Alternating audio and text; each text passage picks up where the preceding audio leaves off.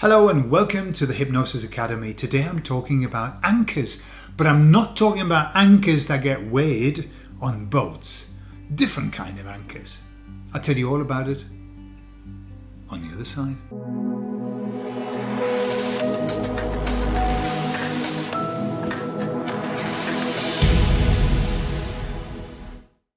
So what are anchors? Well, anchors are something that, again, was part of the NLP group of skills that you can learning about anchors. Anchors are something that we do naturally. We anchor emotions, we anchor thoughts, we anchor behavior to things. Okay? I'll give you the simplest way of looking at anchors. There was a comedian called Eric Morecambe. And Eric Morecambe, very, very famous comedian. He had certain things that he would do that would make people laugh. And so what he would do is he would just take his glasses and he would move them to one side so his glasses were off, and he would just stare at the camera and everybody would laugh. Now, the very first time that he did that, I doubt that everybody laughed. But what happened was, when he did it, it was an anchor for people. That made them laugh. If you watch any comedian, the best comedians are the ones that actually create anchors, visual anchors, and also voice anchors that make people laugh. Because it's almost like, and I once saw Norman Wisdom. Now remember Norman Wisdom, little chap with a cap, and I remember him telling a joke about listening at a drain, right? He was just listening at a drain. It wasn't a particularly funny joke. If you tell it just as a straight joke, not that funny. But when he told it, he had so many anchors that he was firing off. The face, the smile, his laughter. People were in stitches with it. People were crying as he was telling this joke. Why? Because the best comedians already have all these anchors in place. Another one used to be called, what they're called, we used to shout, Rock on Tommy, Cannon and Ball. What was his anchor? The most famous anchor, and he had loads, that was the funny one. There was one that was serious, quite often that's the way it is, isn't it? And one that is funny. He would put his thumb in his braces and pull them out and pull them in. And people would laugh. What's funny about that? There's nothing funny about it. But he had anchored humour and laughter to that. Right, that's what an anchor is. Now, I'll give you an idea of other anchors. Anchors like, have you ever gone into somebody's house and sat in their chair? Okay, sit in their chair. And then they come in and that's their chair. Normally, if it's a certain kind of person, they are extremely upset. They mightn't say anything, but they're extremely upset and extremely uncomfortable. Why? Because that's their chair. Why? Because in that chair, they have anchored all of the feelings that they have in that chair. They sit there and they go, I'm in my chair, this is my chair, I'm comfortable, I feel this, I feel that, I feel the other. Okay? People, even on courses that I've run, I see this all the time, where people go in and they sit on their chair because they've anchored their comfort on that chair. And if you get them to move, they become very uncomfortable. Okay? So anchors are something that we do naturally all of the time. All you need is to think about your mum. When you were a kid, your mum had a certain voice that when she said it, you knew that you were in trouble. That's an audio anchor, a tonal anchor. You know, people go, Gordon, that's it. And suddenly you're filled with this emotion, okay? These are all anchors. Anchors can be touch, right? When somebody comes up to you, they touch you on the shoulder and they say, everything's going to be okay, you know. Right?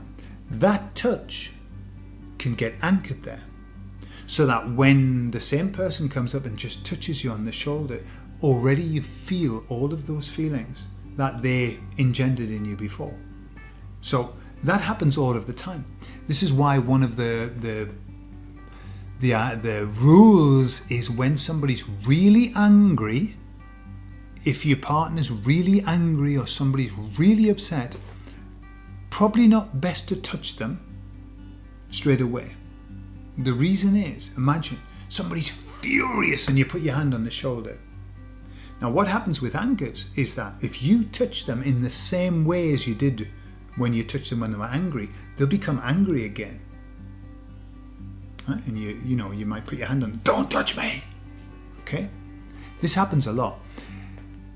However, anchoring any state is very useful, even if you wanted to anchor an angry state. Because what can happen is you can anchor an angry state, okay? This is in therapy. And then you can find the opposite number. Calmness, and coolness, and ease, and wonderfulness. And so this is what happens in therapy, and this is what you can do. You can anchor the beautiful feeling that you want them, the opposite number to what they've just been feeling, and get that. And every time you put your hand there, just say, you feel that, and whoa, and they feel it, and they feel it, and they feel it. And then you touch this one, feel that one, oh, I'm really angry. And then you touch them both together, and they go. Then you get this like, whoa, what, am I angry? Am I not angry? Am I calm? And they're okay. It's called neutralizing the anchors, okay? So the anchors are a really, really interesting thing. In these days, now that we do things through Zoom, physical anchors aren't very handy. They're not very handy in therapy. So what you can do is you can use other anchors. Right? You can use word anchors. So if you can be working with somebody and you can use words that engender an emotion in them, and especially if you use their words, you can then use that word, and every time you use that word you're going to fire off a feeling with them. And so those once you understand what anchors are, then you can start using them to your advantage. If you want your client to feel a certain way, then you use the anchor to make them feel that certain way.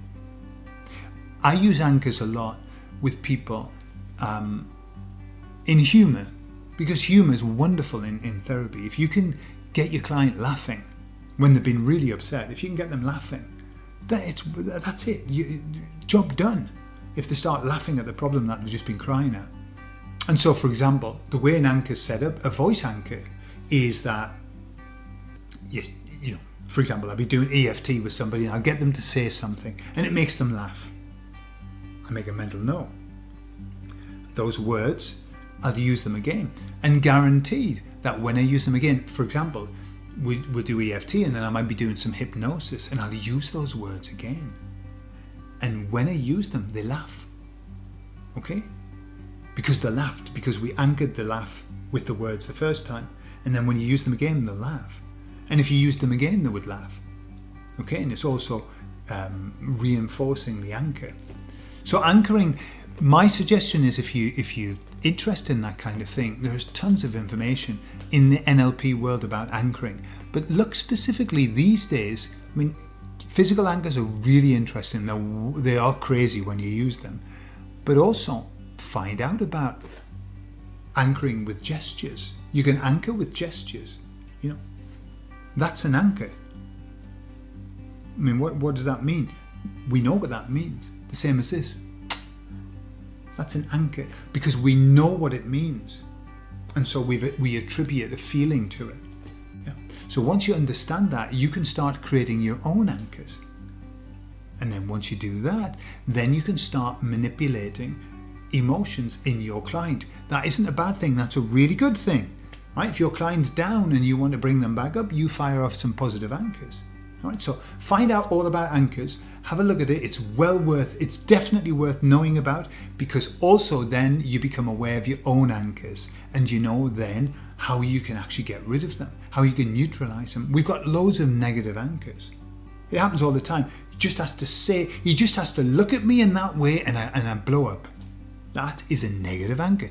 Couples have tremendous amounts of anchors. Good ones, bad ones, sexy ones, all kinds of anchors. Okay? So be aware of them. Once you know them, then you can start to use them to your advantage and to the advantage of your clients as well. All right, I hope that's of value. I love you all, and I'll see you soon. Bye-bye.